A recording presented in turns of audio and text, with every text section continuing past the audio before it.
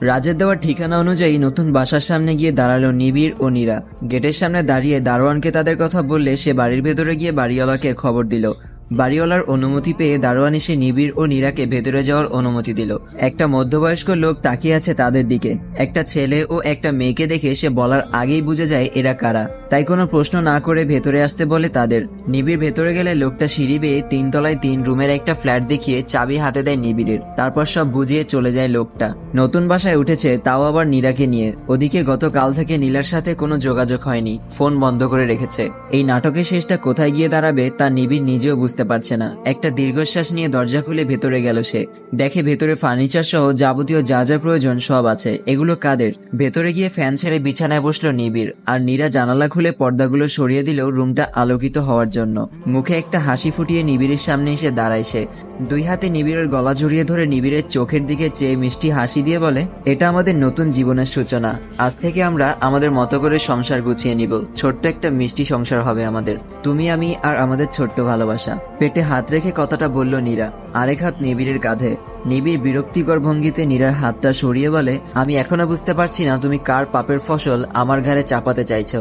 আর তুমি আছো সংসার নিয়ে। সময়টা একটা দুঃস্বপ্নের মধ্য দিয়ে কাটছে আমার। আর তোমার ওই নোংরা শরীর নিয়ে আমার কাছে আসার চেষ্টা করবে না, দূরে দূরে থাকবে আমার থেকে। বলেই সেখান থেকে সরে গেল নিবিড়। নীরা কিছুক্ষণ ওভাবে দাঁড়িয়ে থেকে ড্রেসিং টেবিলের আয়নার সামনে গিয়ে বসে। 2 রুমের সাথে একটা ছোট্ট বারান্দা আছে। নিবিড় সেখানে গিয়ে ফোন বের করে নীলার নম্বরে ফোন দিল।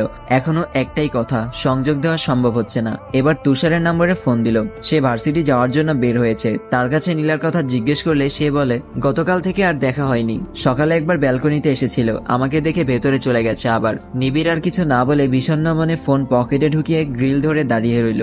নীলা মেয়েটা তো নিজে থেকেই তার খবর নিত সকাল বিকেল, আর আজ নিজেই ফোন বন্ধ করে রেখেছে। নিজের উপর ও নীরার উপর রাগ হচ্ছে প্রচুর।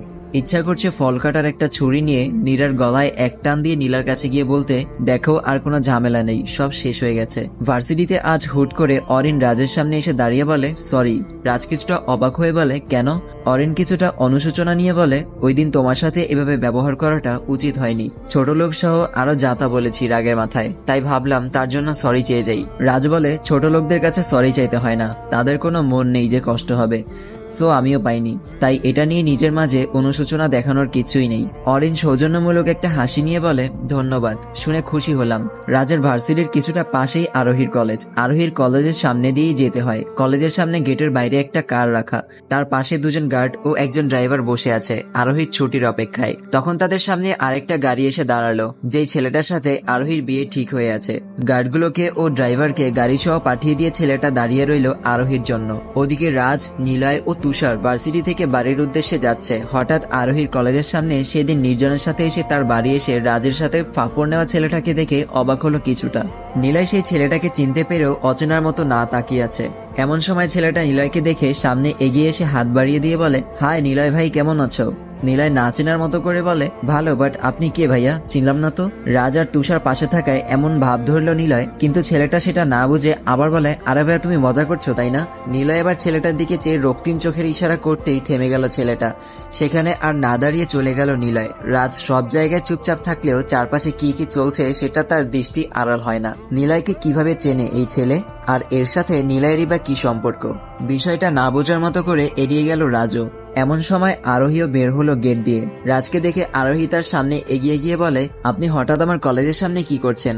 রাজ ছেলেটার দিকে একবার চেয়ে আরোহীকে বলে, দেখতে আসলাম তোমার পড়াশোনা কেমন চলছে। আরোহী আহ্লাদী ভঙ্গি নিয়ে বলে, তো কিভাবে দেখলেন? আমি তো ভেতরে ছিলাম। রাজ আবার ওই ছেলেটার দিকে আর চোখে একবার চেয়ে বলে, মনের মিল থাকলে চোখ বন্ধ করলেও দেখা যায়। ছেলেটা এবার অসহ্য হয়ে আরোহীর সামনে এসে আরোহীর হাত ধরে বলে, রাস্তায় দাঁড়িয়ে অন্যদের সাথে কিসের কথা? চলো আমি বাসায় পৌঁছে দেই। আরোহী এবার হাত ছাড়ানোর চেষ্টা করে বলে, আমার হাত ধরার সাহস আপনাকে কে দিয়েছে? ছেলেটা তবুও জোর করে আরোহীর গাড়ির কাছে টেনে নিতে চাইলে রাজ ছেলেটার হাত ধরে টেনে আবার সামনে এসে দাঁড় করায়। তারপর শান্তভাবে বলে, কারো ইচ্ছার বিরুদ্ধে জোর করে কিছু করলে তাকে বলা হয় উত্ত্যক্ত করা। আরোহী পাশ থেকে মুচড়ে হাত ছাড়িয়ে নিল।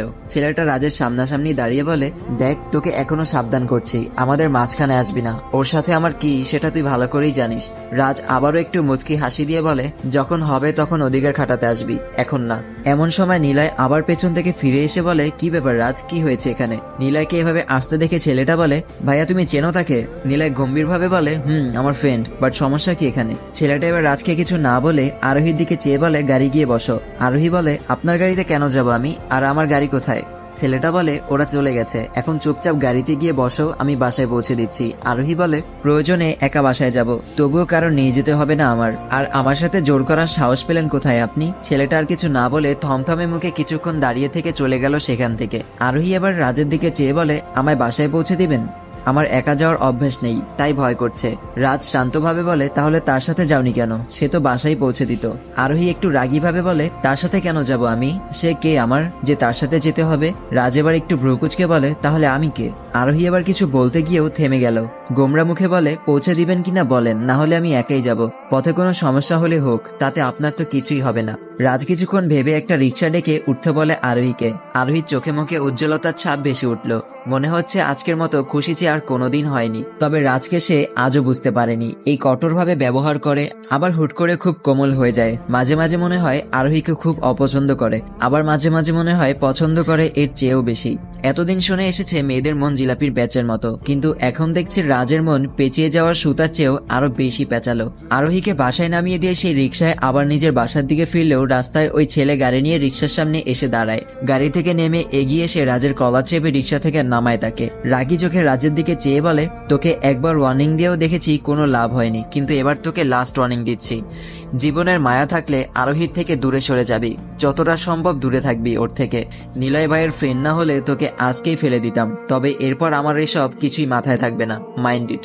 বলেই রাজকে ছেড়ে আবার গাড়িতে গিয়ে উঠে সেখান থেকে চলে গেল ছেলেটা। রাজ নিজের জামা ঠিক করে আবার রিক্সায় উঠে বাড়ির দিকে রওনা হয়। রাজ শুধু নিশ্চুপ হয়ে আছে, তবে এই ছেলের বিপদ সব একসাথে হচ্ছে, সময় হলেই ধেয়ে আসবে সব। রাগের মাথায় একটা প্রতিজ্ঞা করে বসে রাজ, যে ওই ছেলের সামনে দিয়ে আরোহীকে তুলে নিয়ে আবার ওই ছেলের সামনেই বিয়ে করবে আরোহীকে। ওর বাপ বা নির্জন সবাইকে নিয়ে ঠেকাতে পারলে